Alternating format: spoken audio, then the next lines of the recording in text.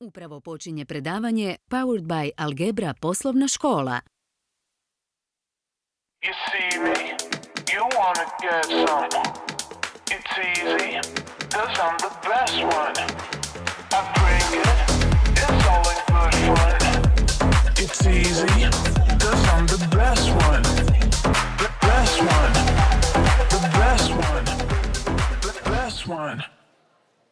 Dobrodošli su ručka, nadam se da ste fino jeli, malo predahnuli i evo nas tu sad da se pitamo gdje je put ka sreći. Pitao se to i Bare mnogo puta, a vjerujem i mi svi skupa. Je li u šoldima sve, zanimljivo je iz aspekta života, ali rekla bi i iz aspekta posla i benefita koje nudimo zaposlenicima, što možda većinu vas ovdje još dodatno zanima. Koga je sve bolje ovo pitati nego onoga tko zaključke bazira na poznatom harvardskom istraživanju koje traje već 86 godina i koje je pomno pratilo pojedince iz više od 700 obitelji od adolescencije pa sve do kraja njihova života, a sada prati i više od 1300 djece izvornih sudionika. Poslušajte predavanje Powered by Algebra i pozdravite doktora Marka Schulza. Good luck.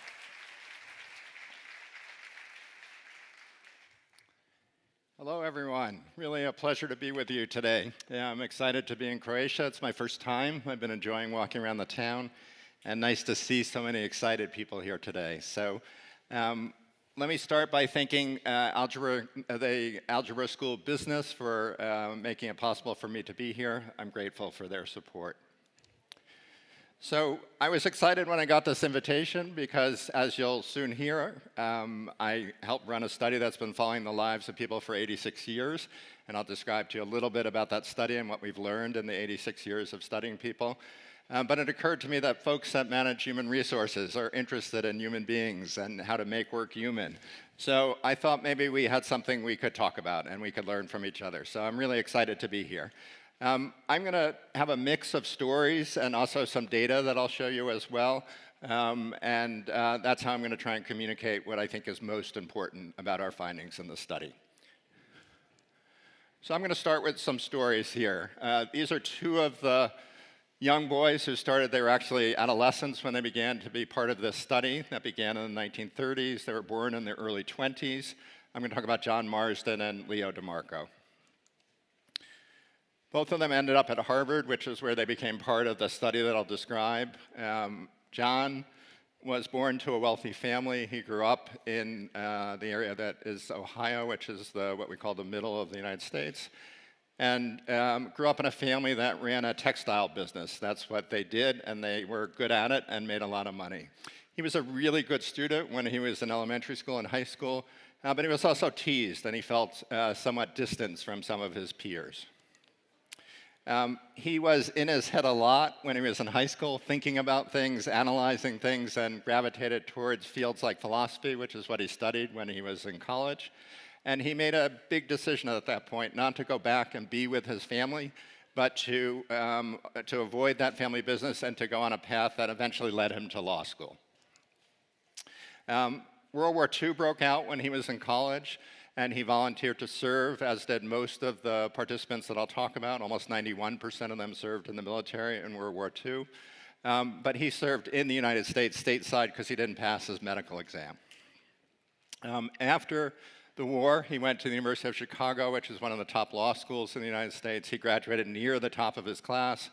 He got a job in a very distinguished law firm, and also throughout his career did some public service as well. He consulted for the government at different points in his life. He got married at age 34, which was unusually late for that cohort of people, and I'll say more about that soon. And now I want to talk a little bit about Leo. Leo grew up in New England, so northeast of the United States. He grew up in an upper middle class family. He was also a really good student. He was interested in writing. He was a very creative writer and a talented observer of people as well. He was a history major when he was in college, and he dreamt, as he was in college, of being a writer. The war broke out, and he volunteered to serve. He served in Asia during the war, and he kept very careful notes when he was in Asia, hoping that he would be able to write a book when the war was over. During the war, his dad passed away. Unfortunately, this was the first of a series of difficult family incidents for him. After the war, he came home and he moved back to Vermont in that northeast corner of the United States. And he moved back because his mother had developed Parkinson's disease. So he made a decision to be with his family. He became a high school teacher, teaching history, and he became a beloved high school teacher. He did that for the rest of his career, giving up his dreams of being a writer. He married early, in his early 20s, and he married a woman named Grace, who remained the love of his life. Throughout his entire lifetime, he and Grace had a really close and wonderful relationship. So let me tell you more about the origins of this study. It's called the Harvard Study of Adult Development. It began in 1938, and this was a surprising time in the United States. We were just beginning to come out of the Depression. There was also the era of fascism, not only in Europe, but also in the United States as well. So this is surprising that a study began on looking at the positive aspects of human thriving. And in fact, 2 different studies began at that time.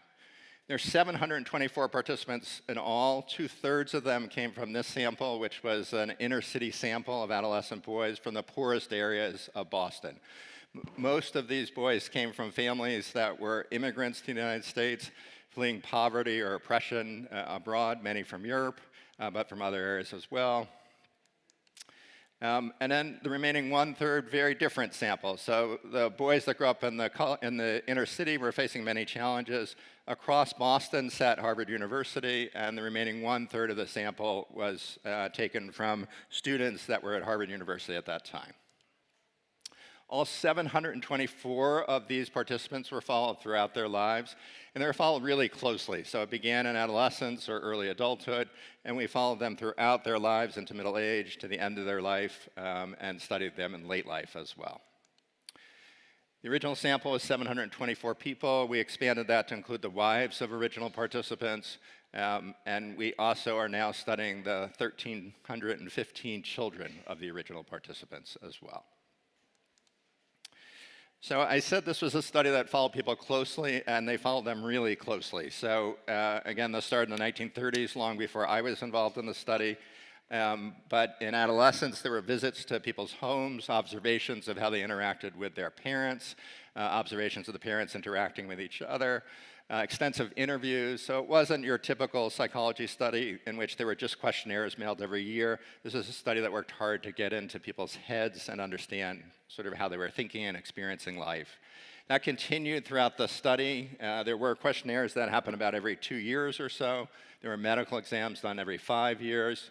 And over the next 60 years, again, regular questionnaires, medical records collected, interviews done about every 10 years, and more recently, the kind of modern technology has allowed us to do things like look inside their brains and collect blood samples so we understand something about their genetic history and how their bodies are reacting to things like stress. We also bring them into the laboratory, and because we're psychologists, we sometimes do cruel things.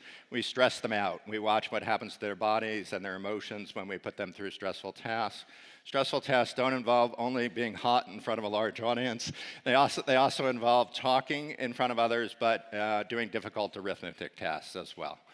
And we watch how they react, again, their bodies, and how they tell us they're feeling. So over these 86 years, there are a few lessons that we've learned. The first lesson is to take care of your body. This is a little out of sorts, but we'll get it. The first lesson is to take care of your body. And what does that mean? We want to think like we're going to be in our bodies for 100 years. Let's be optimistic. And that means exercising, moving your body. It means avoiding smoking, drinking in moderation, and particularly as we age or have medical problems, it means seeing a doctor and taking care of yourself. Stuff happens, adversity happens. So all of these people born in the 30s and in the 20s and 30s went through a very difficult period of time in terms of economic depression, in terms of World War II. There were other wars that the United States was involved in. But regardless of whether they're national wars, there are always things that people face in life. So adversity is common, and how we meet adversity, how we meet those challenges is really important. Also, how we deal with our feelings is important as well. So it's not just the challenge itself and trying to solve it, but it's also whether we can navigate some of the feelings that it engenders. And then the last point, which will be the point that I'll spend the most time on here, is that social factors really matter. So social status counts. So on average, the boys that came from the inner city sample lived 10 years less than the Harvard University graduates. And that's an enduring difference due to socioeconomic factors that continues to be important in the United States in terms of health disparities. But relationships matter a lot. About 5 years ago, my colleague Bob Waldinger and I sat down and said, should we write this book that you saw on that first slide? And we said, do we have anything to say? So we sorted through the hundreds and hundreds of findings from the study. Already more than 15 books have been written about the study, and we looked for some commonality. And I'm going to give you some example of what we saw. So if we're interested in trying to understand people's physical health and psychological health in their 80s, late in life, the best predictor of that is their relationship status, how satisfied they are with their key relationships in midlife. It's not how much they earn. It's not whether they graduated from college or not. It's not where they grew up. It's the importance of relationships begins to surface. If we look at how people navigate late life and the challenges of late life, particularly with a partner, some of the challenges of being in a partner relationship as you age is that you grow more dependent on the other person and you have new needs that need to be met. We're also interested in predicting coping, how people adapted to challenges. Best predictor of that is how the experience of their parenting early in life. So those visits to the homes in the 1930s predicted how well these people were doing in relationships 6 or 7 decades later. How much time we spend with others is linked to daily happiness. And in our study and other studies, we think it's not just that spending more time with others makes you happy. Being happy may make it more likely you spend time with others, so that is true. But it's important that relationships also seem to, as you'll see me talk about, seem to buoy us and elevate our mood as well.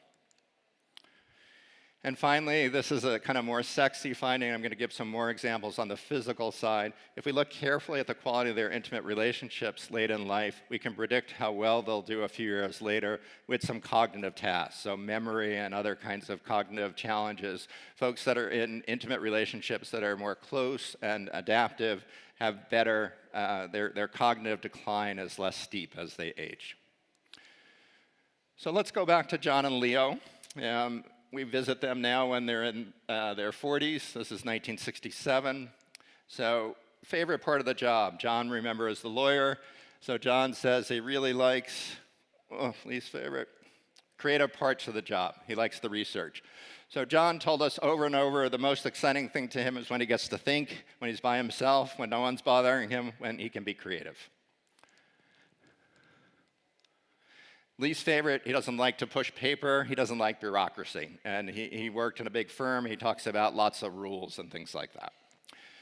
Leo, the writer, the aspiring writer turned history teacher. Teaching history, teaching general, the students. I'd hate to, as he'd been asked to do more and more administrative stuff and to help train new teachers, I'd hate to give up more courses. I would miss the students, is what he told us. Things he hates, I don't know if we have any other teachers or former teachers. He doesn't like to grade exams. That's my least favorite part of my job. So, 1975, you can see the income disparity. John is earning 3 times that of Leo. Nowadays, it'd be even more, the disparity between teachers and lawyers. They were asked a series of questions. Life has more pain than pleasure. John says true. I often feel starved for affection. John says true. A man feels good when he's able to respond to inner drives. So this is tricky, but I think John was telling us that when he is able to satisfy his own self-needs, that's when he feels happy. That's when he feels fulfilled. Leo gave very different answers. Life doesn't have more pain than pleasure. He doesn't feel starved for affection. And he talked about his family when he asked him about what makes him feel good. He senses that his family loves him despite everything. Okay, the slides, this is the translation to Croatian. The slides have gotten mixed up a little bit. It's not as much fun. You have the answers before the questions. The question is, when you're upset, emotionally or sad or worried about something that is not related to your wife, what do you do? John says, I keep it to myself. I tough it out. Leo, very different answer. I go to her. I talk to her. It's very natural. I certainly don't keep it to myself. She's my confidant. 5 adjectives to describe your relationship with your wife. I should say for John, this was his second wife. First wife ended in divorce. Second wife, he says, My relationship is filled with tension, it's distant, she's dismissive, intolerant, and painful. Those are the adjectives he used. Leo, in contrast, comforting, challenging, feisty, pervasive, beautiful. Quite a beautiful comment about his marriage with Grace. Summary here, John, incredibly successful, top of his profession, well known for what he did exactly what he hoped to do when he started out in college. He became quite wealthy, but self-focused through much of his life, isolated not just at work, he didn't have close colleagues, but became distant from his second wife as well. He called it a loveless marriage, and eventually became estranged from his children as well. He was one of the least happy people in the study of 724 people. In contrast, Leo, who was one of the happiest, lost his dream to write. He didn't get to do what he wanted. He couldn't pursue his bliss. This is what my students tell me they want to do. Very modest salary, earning money as a teacher, but he was a beloved teacher and colleague, and he thrived through relationships with others, and he was quite happy, as I said. So that's the moral. I'm giving you the punchline before I go through some data, because I also want to show you some science and some findings. So good science builds on replication. This is a very unusual study. It's a remarkable study. I've been involved in it for 20 years, but long before I was involved, this was a remarkable study, and there's no other study really like it. But each study has its own problems when it comes to idiosyncratic or unusual features of that study. So it's really important that we replicate findings across studies. So when Bob Waldinger and I wrote The Good Life, the first thing we were interested in is trying to make sure our findings were robust, meaning that they were common across studies, particularly that they were replicated in studies that were quite different than the study that we did. So maybe there's something unusual about Boston in the 1930s, and we wanted to make sure that this would be true in Croatia and other countries as well. Certainly want to make sure this applied across gender, time, culture, ancestry, all of those kinds of important differences. So the findings that I'm going to talk to you about are replicated and common across many settings. We animate the book with stories, life stories and ancient wisdom, and as I'm going to end here, I try and include some actionable insights, things that we can do. So simple conclusion in our book, and this is really hard for us to do. We never say things simply. We're scientists. So good relationships keep us happier and healthier throughout our lifespan.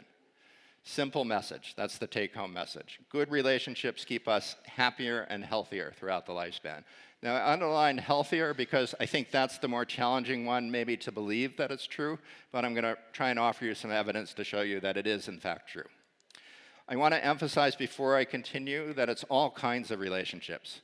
It's not just if you have an intimate partner, it's the relationship you have with colleagues at work, it's the relationship you have with neighbors or friends, all kinds of relationships, as I will show in the data, matter. So this is one, if you can't quite see the slides, that might be a good thing. I'm going to describe to you what they did. Again, this is a cruel thing that psychologists do. They brought people into their lab, and they made a little hole in their forearm, a little punch biopsy. So they took a piece of skin off of people.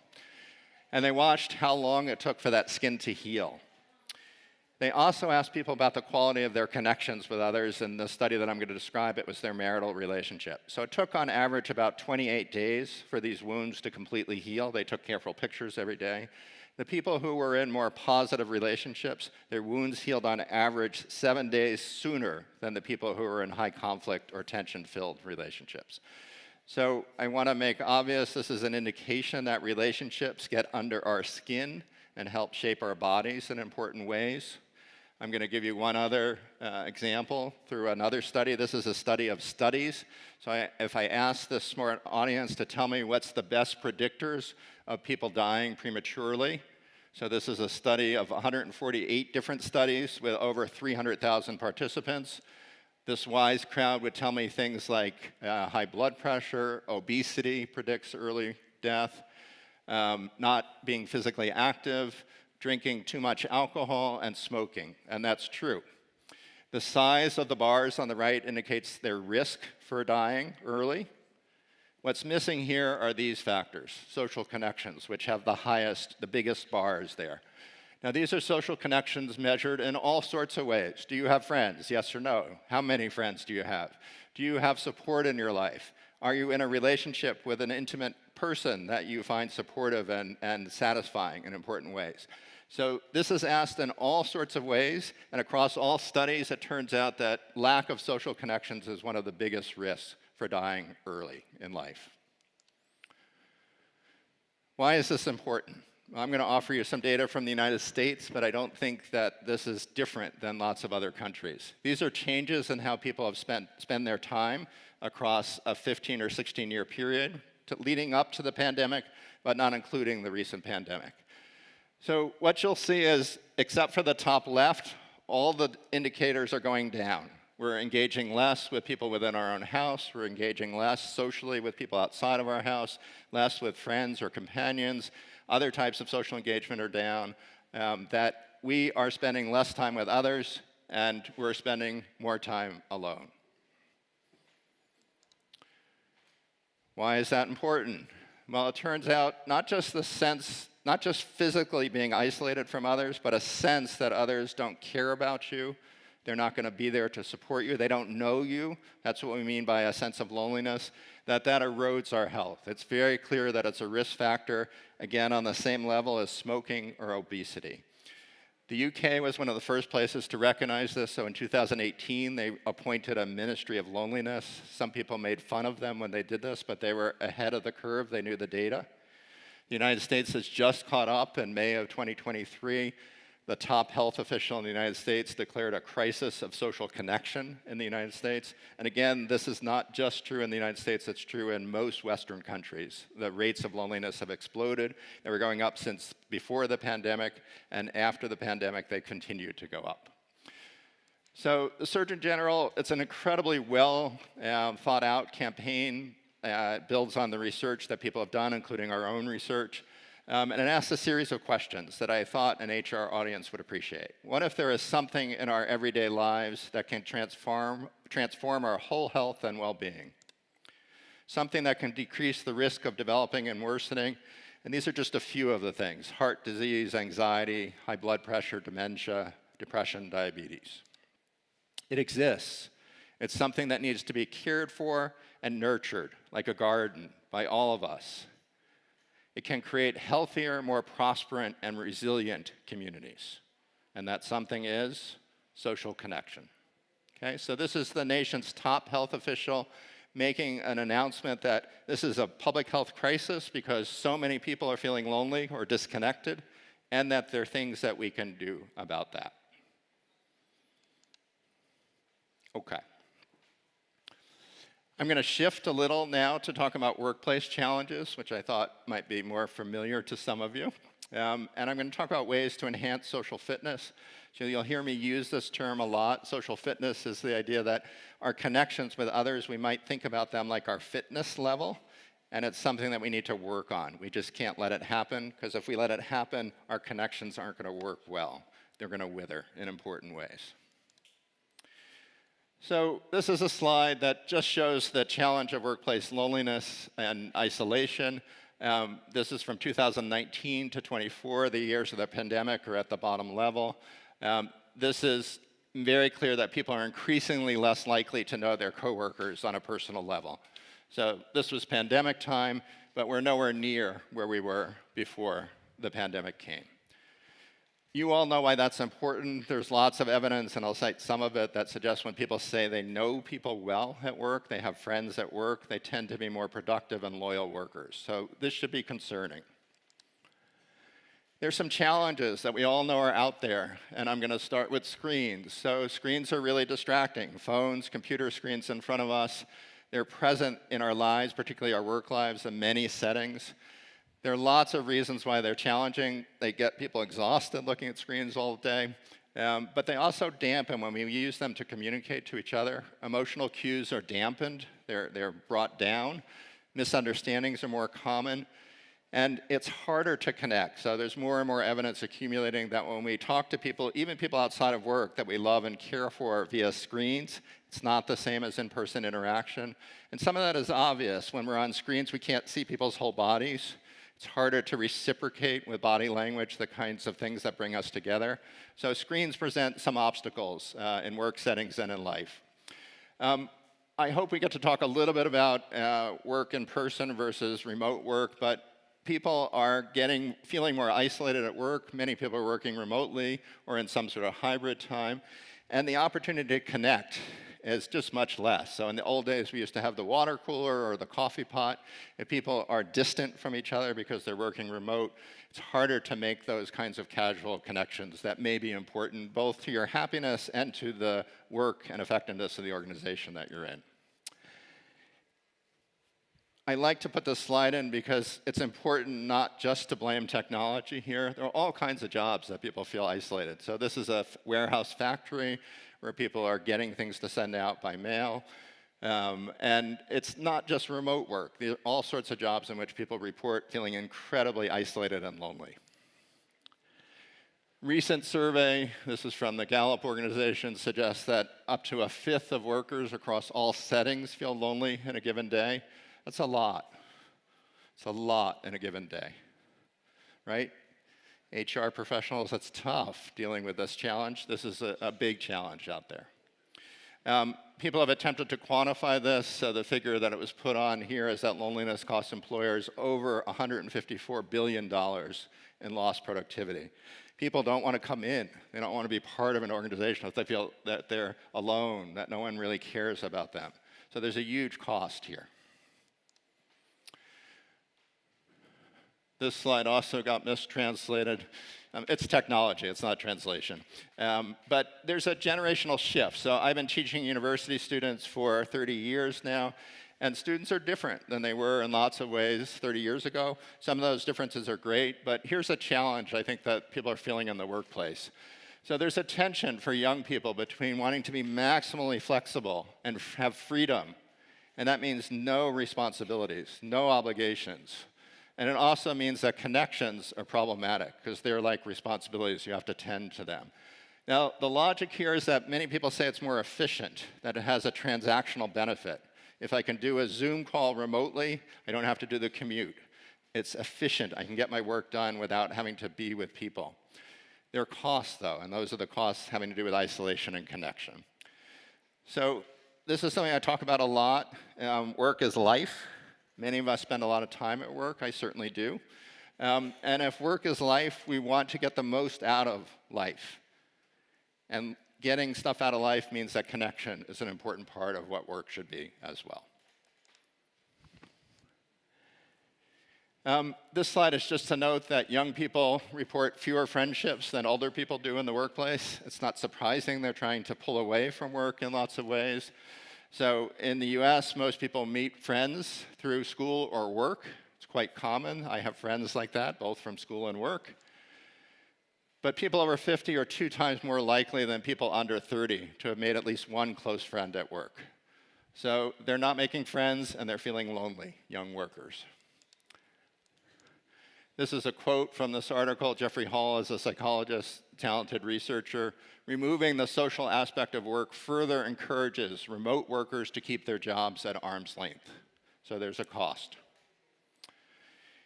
We asked participants in our study late in life when they're in their 80s, we said, do you have any regrets? As you look back on your life, do you have any regrets? Everyone had regrets. Most of the regrets had to do with problems they had with relationships. I didn't spend enough time with my children. I wasn't kind to my wife, to my husband. I wasn't kind to the people I worked with, and you're going to see an example in a second. I wish I had spent more time with people who were friends or kept up with old friends. That's what the regrets were about.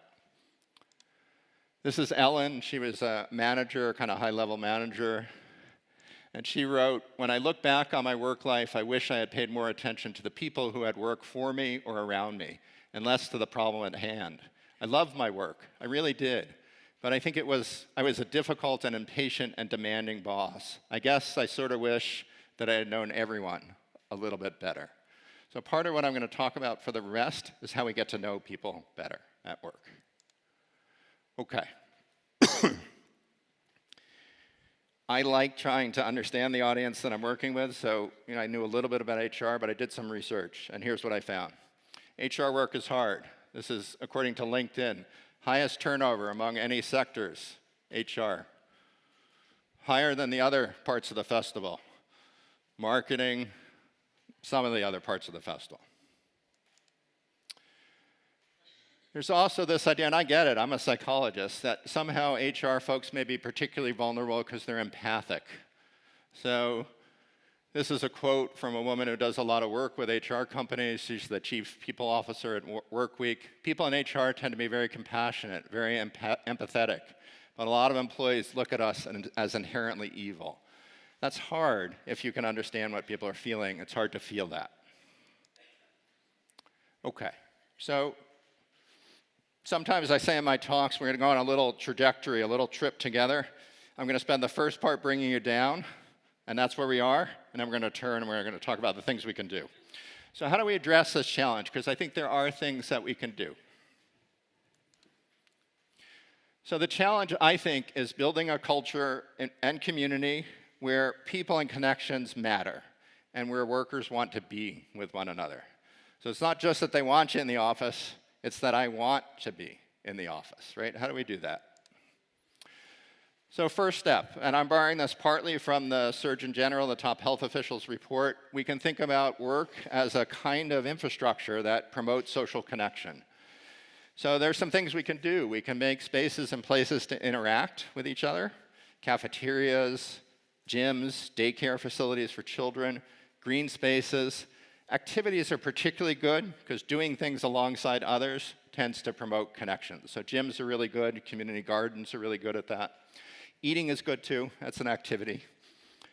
Policies and procedures that foster social connections. So that slide where I tried to talk about that tension that young people are feeling between wanting freedom and not having obligations or connection, that we need to stop thinking about things only in terms of efficiency, that there's a cost to human connection if we're just worried about efficiency. This is hard. I fight this battle all the time at my university. The pandemic taught us that we could be apart and still do most of our job okay.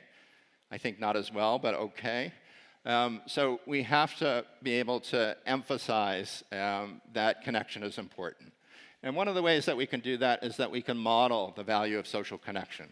So for me, it means, for example, in the work setting that I'm in, coming to class early, not so I can get organized, not so I can get my slides up and all that stuff, but that I can talk to people. So when I teach, I come in early, I go away from the computer, I approach students who all are on their phones, and I start to talk to them.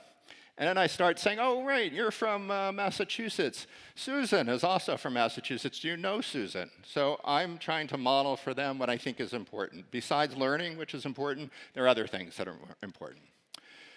This was a university that I visited in the Midwest. This is one of their big campaigns, Extraordinary Together. So really clear messages about the importance of connection and people. I love this, from the bottom to the top, that we are only extraordinary when we do things together. It requires everyone's commitment. We can model. So at the end of that slide, I talked about me trying to model for my students. That connection is important. And there's really important to show interest in others, to be curious about the experience of others, to think about how to make people feel welcome and included, and to model kindness and gratitude. So rather than talking about it, I'm going to show you a slide. We're going to keep our fingers crossed that this works.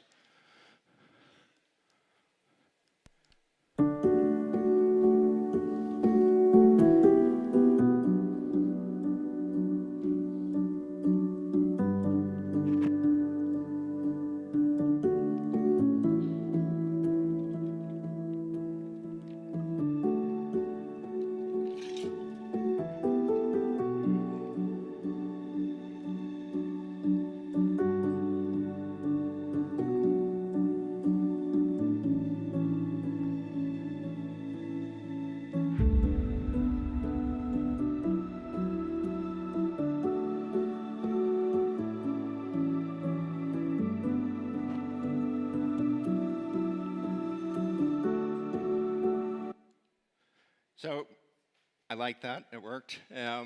Simple, right? Taking off the jackets, they're gonna get sweaty and wet anyway, the soccer players. But my favorite part of that slide is the second soccer player who doesn't really want to take off his jacket, but when the first person does, he takes his jacket off. And then it goes down the line. So modeling is incredibly simple. So that means leaders at all levels really need to walk what we would say walk the talk. They need to show people what they're doing.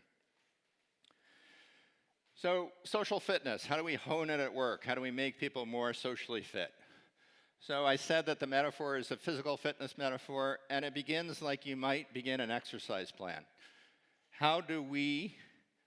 What kinds of things do we need to work on? What's working well for us? What are the holes in our social connections? We know from our participants that connections wither if they're not tended.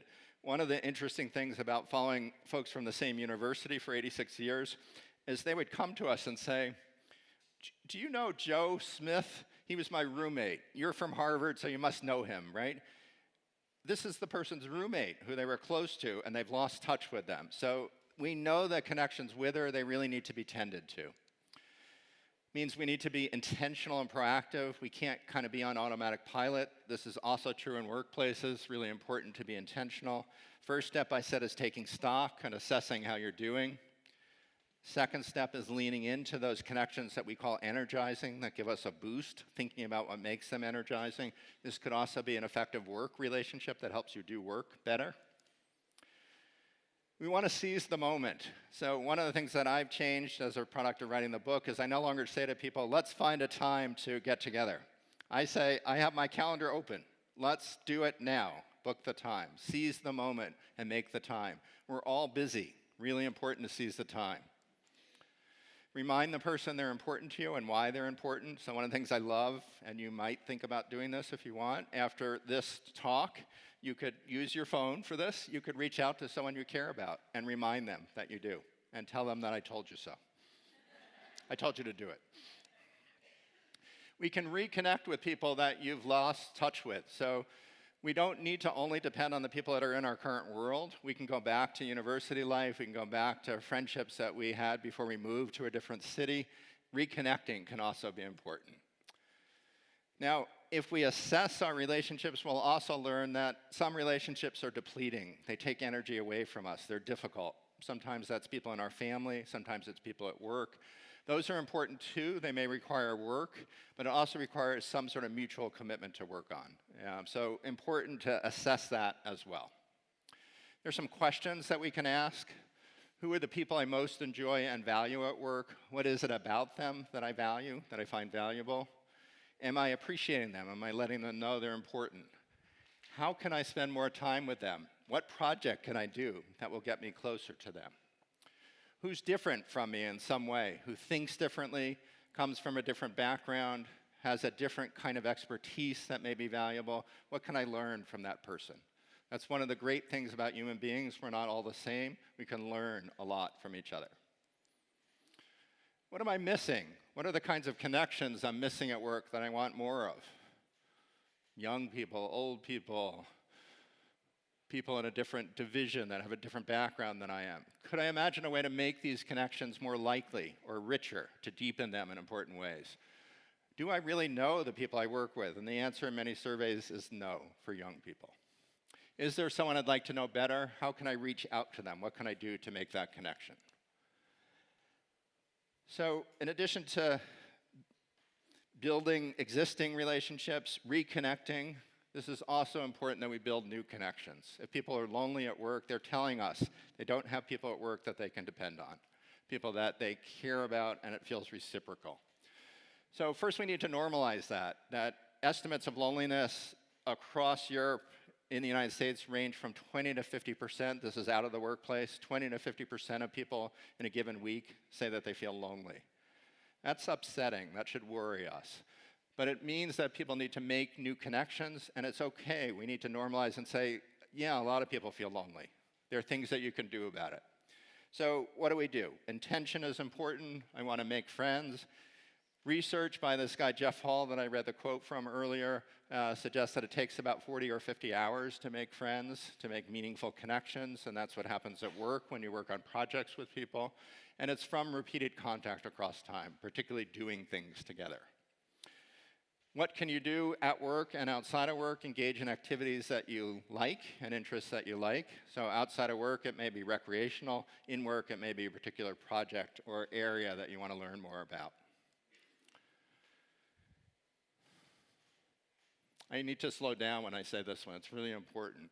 So we all basically have very simple needs, human beings. We want to be seen and heard and kind of recognized and understood. So our job is to show up and to give people our attention, to take somewhere in my pocket I have a phone, to take our attention off our phones and all the important stuff that may come on that phone, and to give people our full attention. These days, it's almost unusual for people to have that experience. It feels pretty amazing when people really listen to you and give you their attention. So we want to show up, make time. When we're there, we want to be present, and being curious goes a long way towards helping to get to know other people. Listening, telling people what you've just heard, remembering that they said they have, a child who's sick, and maybe that's something you might want to ask about. But being curious really helps a lot. Now, there are things that get in the way that kind of tend to pull us apart from others or make it more difficult for us to connect. Stress, which is the top picture there, is a big one that we need to tend to stress in the workplace. We need to give people resources to help them cope with stress. Challenges are inevitable in every setting. If we're stressed, it's more difficult for us to be present and curious. We're preoccupied. It's hard to just give people our attention. And screens and technology. So it's hard to imagine workplaces without screens and technology. I can't do my job without technology, but we need to figure out ways to use those technologies, not just for the tasks at hand, but in a way that doesn't disconnect us from each other. Don't call me, just send me an email. Send me the details. That's a message that connection doesn't really matter, that efficiency is more important. Okay. This slide I kept in, and it's always a risk. I'm going to tell you a story about a great study in Chicago. I don't know how it's going to translate in Croatia. You're going to tell me. So Chicago is in the middle of the United States. Chicagoans are known for being friendly, even though it's a big city. This was a study that was done when people were commuting to work in the morning. So in Chicago, they take trains, above ground trains, and they take buses. And they stopped people on their way into work, and they said, "What do you usually do on your way to work?" "I rest, I zone out, I nap, I listen to music." A few people said they read a book, not many. And almost no one said they talk to the people on the train. These are regular commuters. Psychologists doing cruel things. This is the third one. They randomly assigned half the people to talk to strangers on the way in, and the other half were just supposed to do what they normally do. They caught them at the end of the commute, and they said, "How are you feeling? How productive was the commute?" The people who got randomly assigned to talk to strangers who thought it would be terrible. I left out an important part. They asked them, "Why don't you talk to strangers?" Because they wouldn't be interested in me. They think I'm boring, that I'm intrusive, that I'm intruding on their space. The commute is really long. It's 20 minutes. I don't want to get caught in a conversation I can't get out of. People randomly assigned to talk to strangers. How do you feel? "I feel great. I feel much better than the people who didn't get assigned to this." Their feelings were more positive. Here's the amazing thing. How productive was the commute? People who were assigned to talk to strangers said it was more productive than the people that tried to get work done during their commute. So people feel energized by those connections. And the other point I want to emphasize is they don't think it's going to help them. They think it's going to make them more miserable, not happier.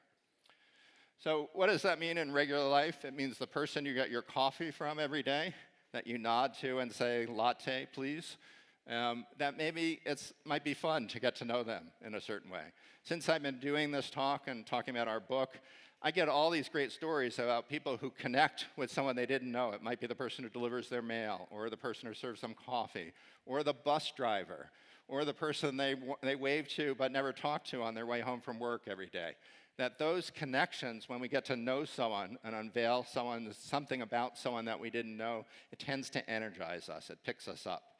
And that's important to have those pickups. This is an ad that needs some translation. This is a very popular ad in the United States. This man he's a former human resource manager. He's Dr. Rick. And Dr. Rick is helping middle-aged people who have started to act like their parents.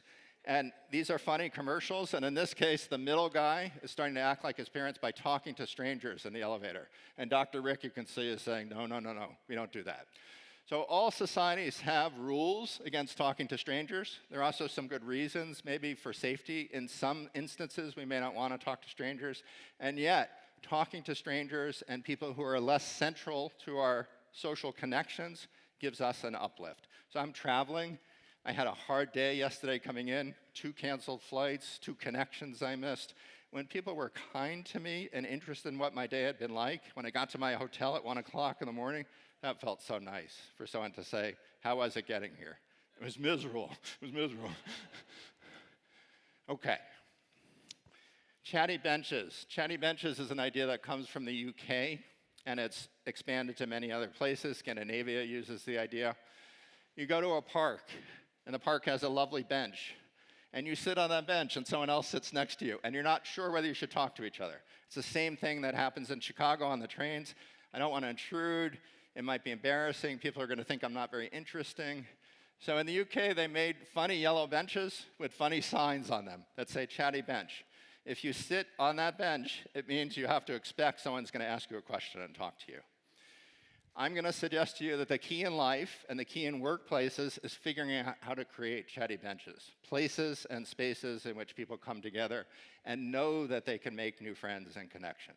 Really important. Okay, I'm going to pause there because I know we're going to have some time for questions. Thank you for those.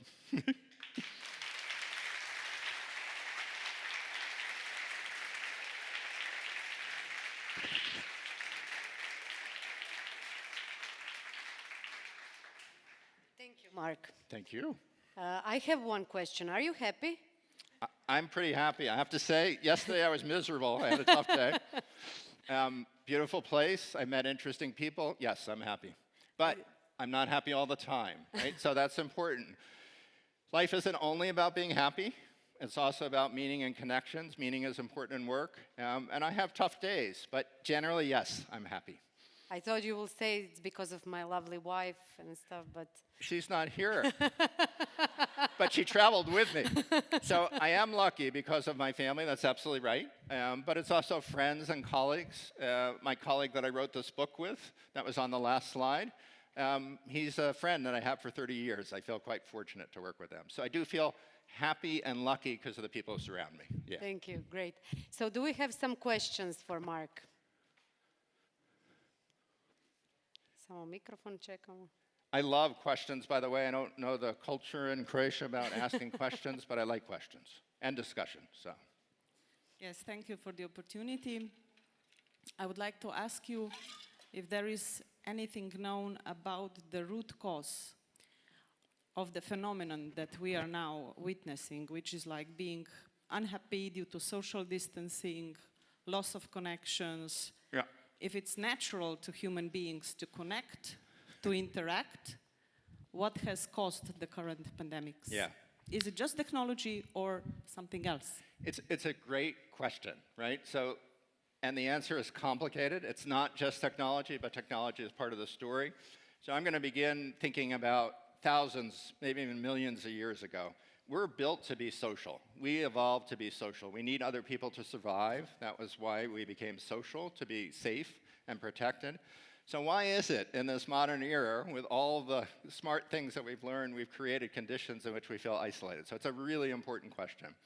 And I think there are lots of reasons. If I took a poll here and asked how many people moved from the home that you grew up in to a city for the job that you now work in, many people would raise their hands, is what I would expect. So one of the things that's changed is that we're migrating away from our family and our friends that we grew up with.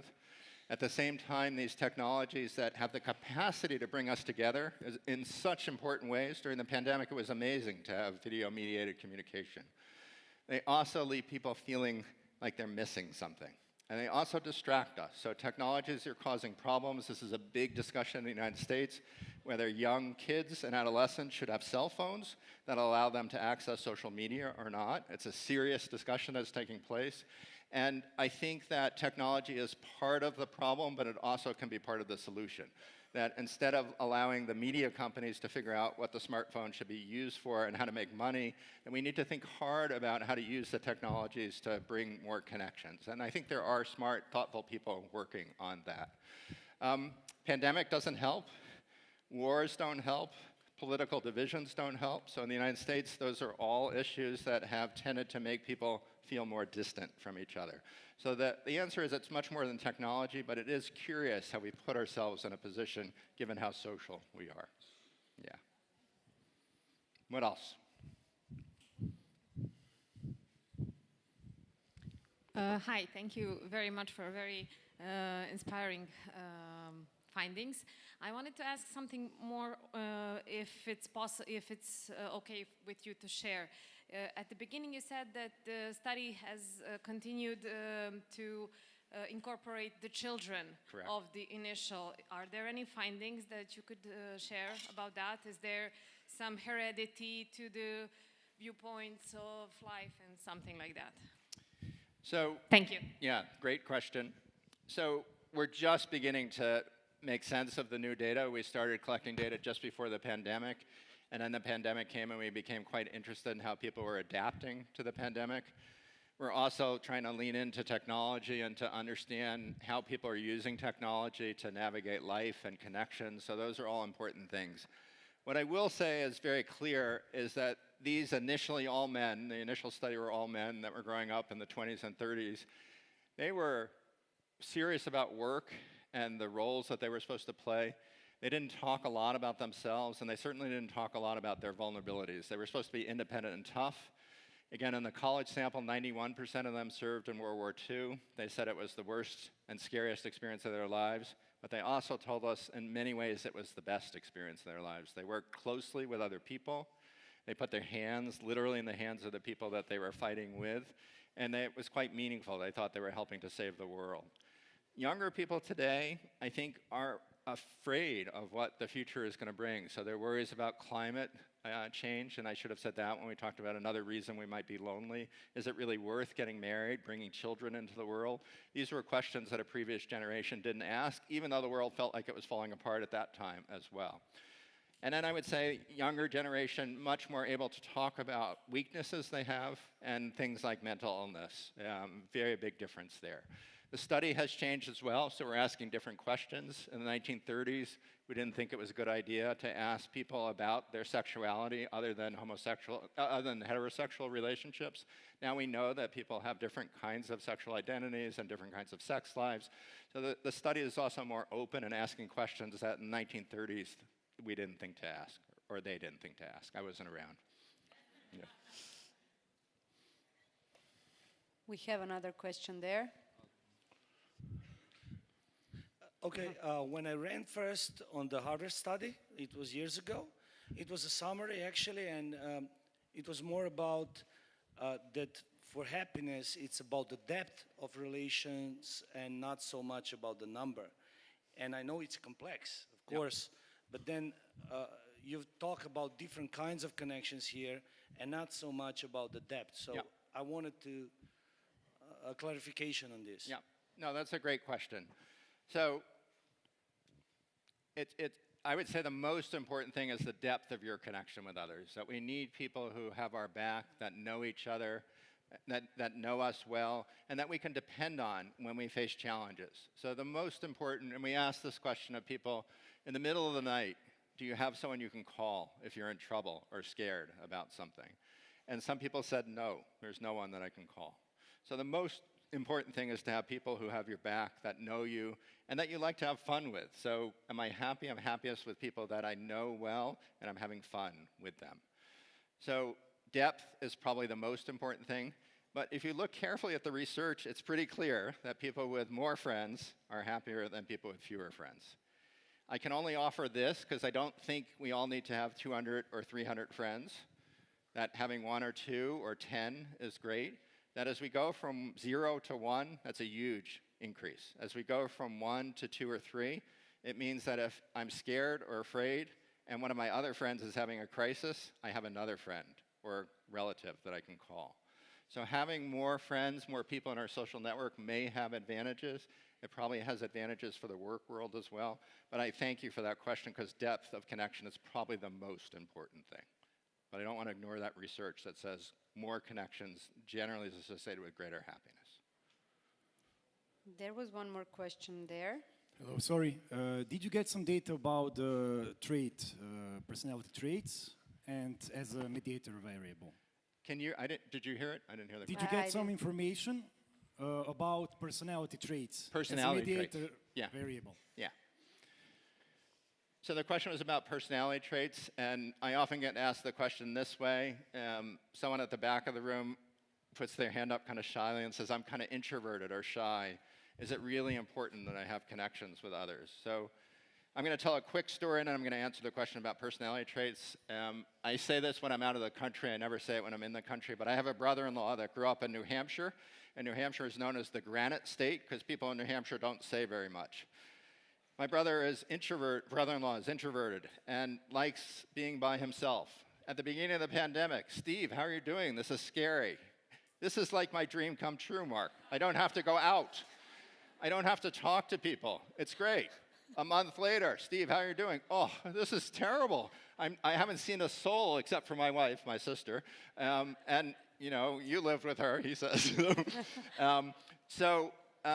All people need relationships. It's like food. We have different tastes that we have, so Croatian food is different than food that I might grow up eating in the States, but we all need food. So the way we engage in relationships is different. Our personality probably determines that, so more introverted people may have a smaller social network, and they may need time away from relationships to calm down. Extroverted people may thrive. I came in with the music outside, and then we got the music at the beginning inside before I came on stage. Extroverted people may thrive with lots of people and in settings where they get to know lots of others. So personality certainly has an impact on our relationships. We also know from research that there are some dispositions and traits that make people more likely to feel lonely, and those are folks that we need to watch out for. That's important that we look out for them as well. We have one question here and another there, but here first. Did you find any gender differences in the Yeah. study? And what happened when you included the wives? Not in a, just I'm interested, like, is there a correlation between how do they feel about the relationships and, in that sense, not in a mean way. Yeah, so again, good question. So we say this in the book. When we reached out to the wives and asked them to participate, the first thing they said is, it's about time. Yeah. And they were right. This was 20 years ago. It's about time. For both husbands and wives, the quality of their intimate relationships has a huge impact on how happy they are in life, how they're able to navigate other relationships. So we're not only happiest when we're in good relationships, but we also tend to be braver. We tend to be more courageous in doing things that may be important, in growing in important ways. So someone asked about whether I'm going to say I'm happy because of my family. I am traveling with my wife, and I don't always travel when I give talks with my wife, but I love it when I travel with her. And she's not here. She's heard me talk before. She doesn't need to be here. But before I left, she said, do a good job. And that feels good to have that kind of support. So we all need that connection. It helps us explore. If you go to a playground and you watch little children, they see someone that they're interested in, but they're a little nervous. What do? They look back at the parent. Is it okay? And the parent goes, yes, it's okay. It was okay. And so we, as adults, we encourage our partners to do things, to be more creative, to take risks. So it's important for both. Are there gender differences? I would say the biggest gender difference is in the quality of the relationships. There's lots of anecdotes that women are better at keeping up relationships. The evidence is that we're not so different in most of the research, that men and women are pretty much overlapping on most dimensions related to friendships. Women may have slightly more friends. They may talk more with their friends. It may take men more time to figure out ways to talk to each other. But the differences are smaller than we think, and they're growing smaller with each increase in years.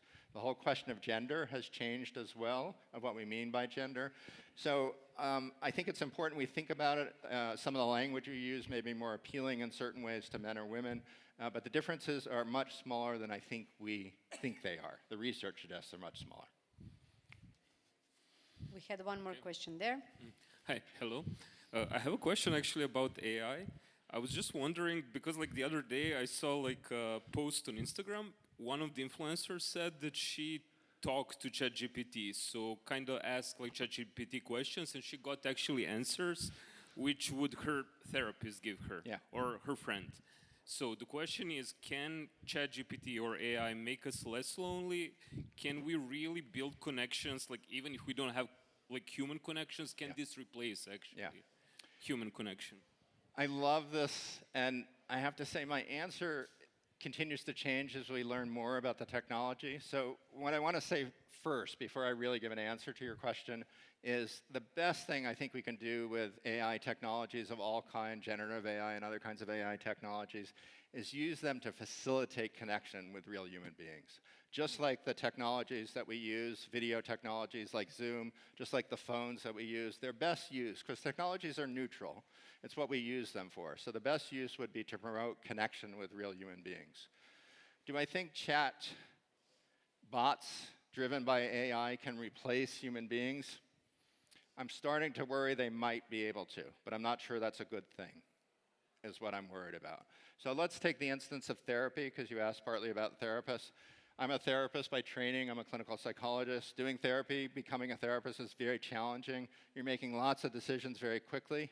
Would I like to be a therapist with a chat GPT bot in my ear saying, you have two choices at this point when you're with a client. You can ask this or that. That would be great.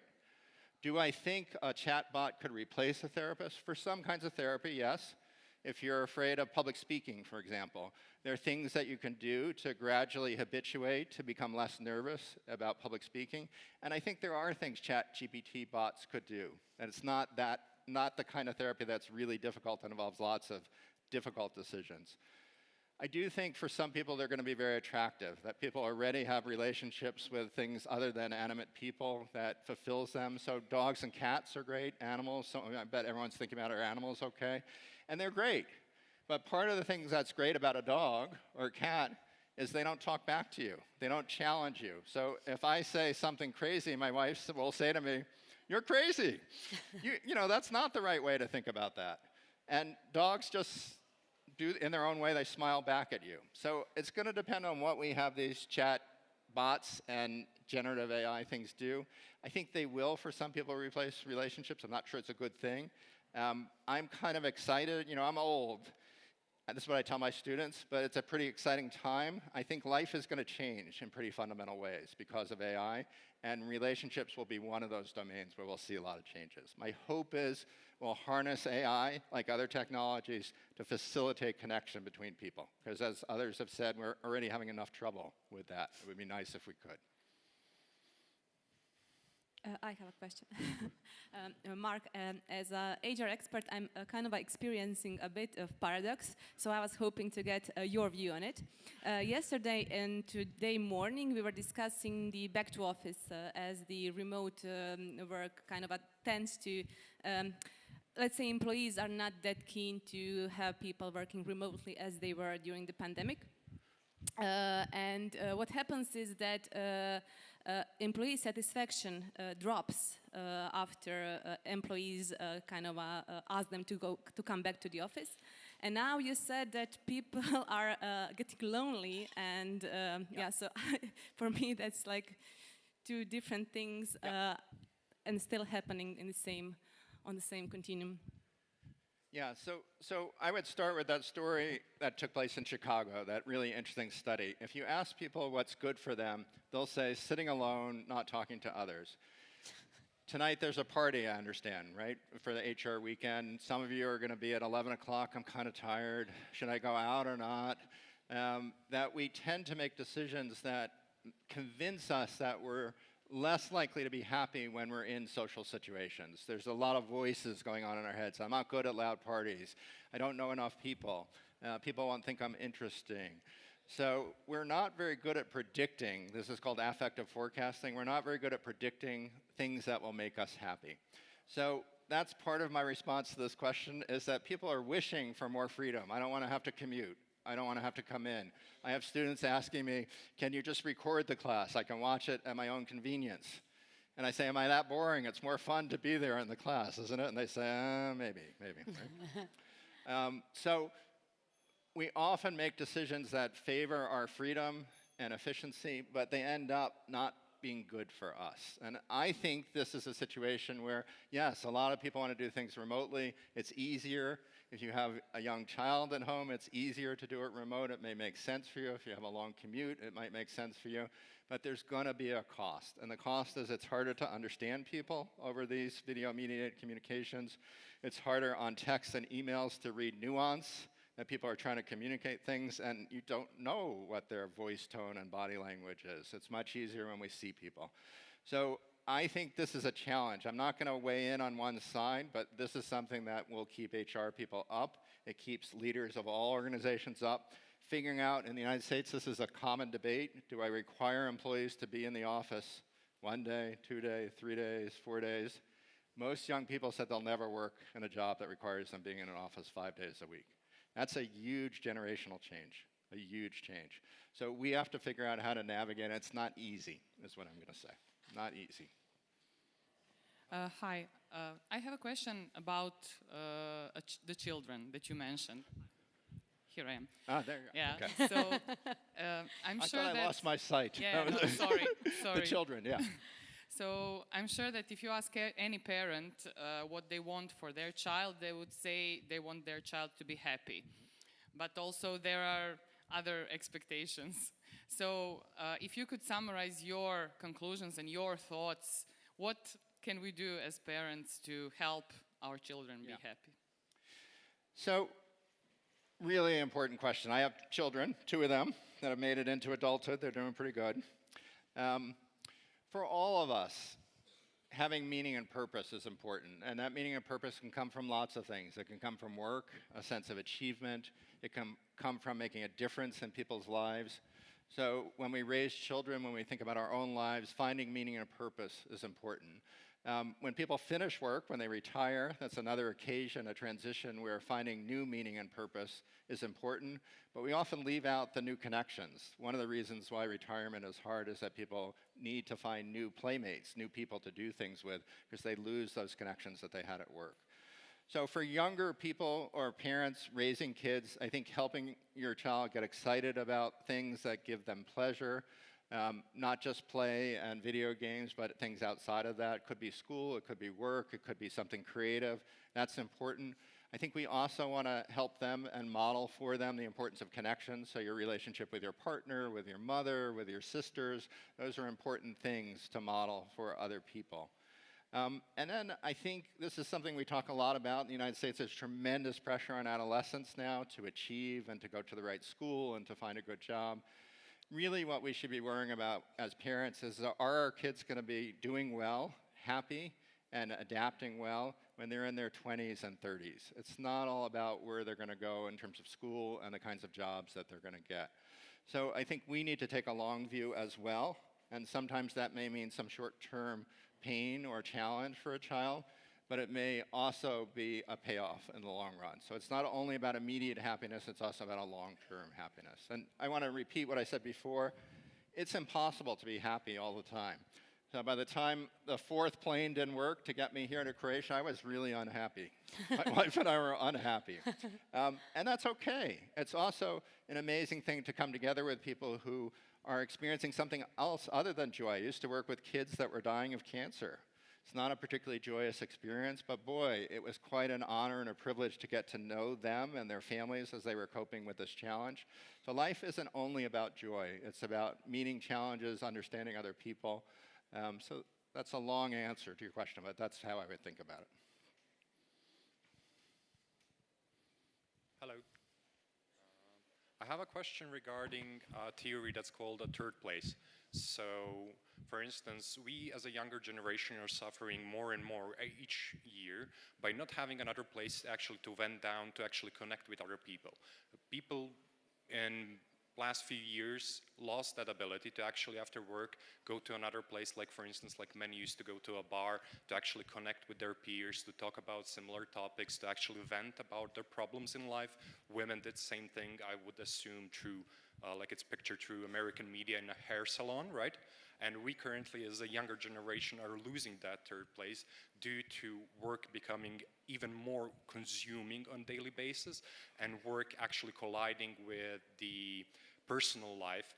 As we are on the topic of working from home, not traveling to the office, what are your thoughts about the third place and how we as a younger generation can improve that? Because I think that more and more young peers are actually choosing activities and extracurricular activities in which they're actually isolated from the people around them.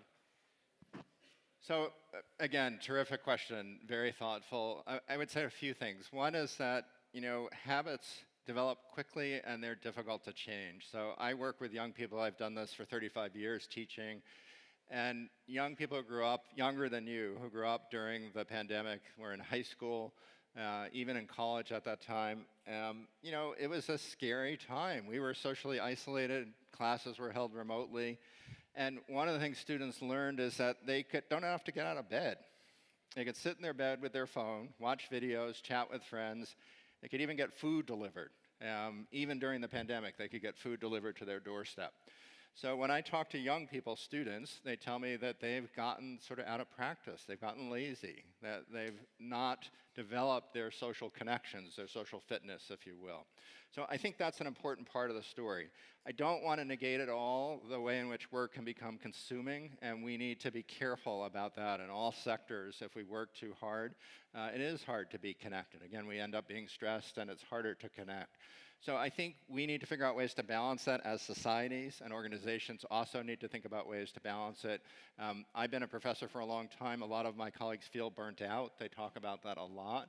And part of it is they feel like they're neglecting their family and they're not being good parents and they're not able to take care of themselves. And that's a problem that we need to figure out how to fix in our workplaces.